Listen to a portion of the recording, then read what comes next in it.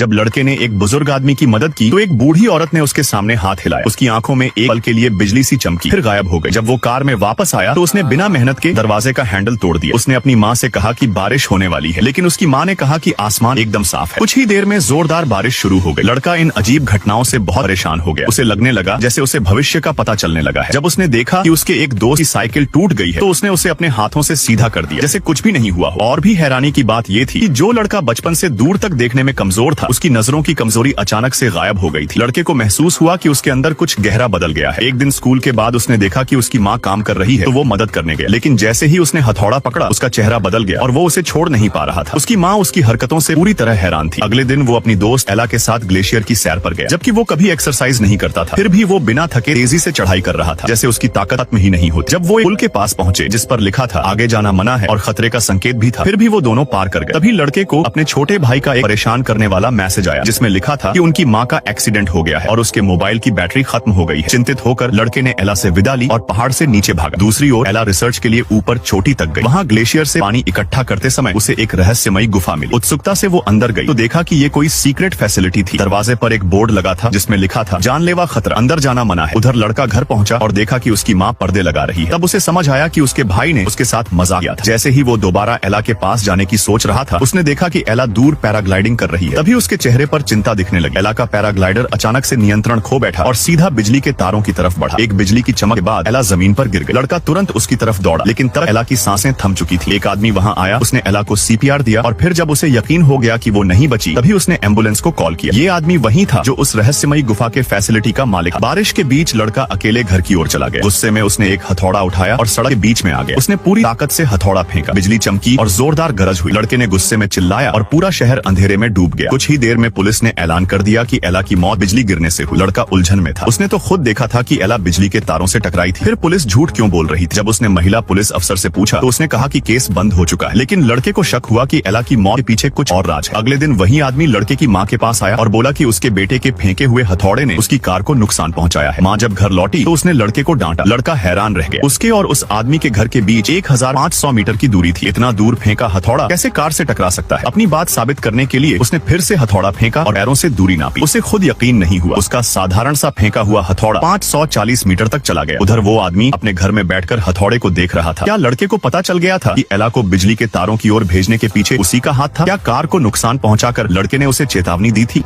और फिर video like करने पर पार्ट 2 मिल जाएगा।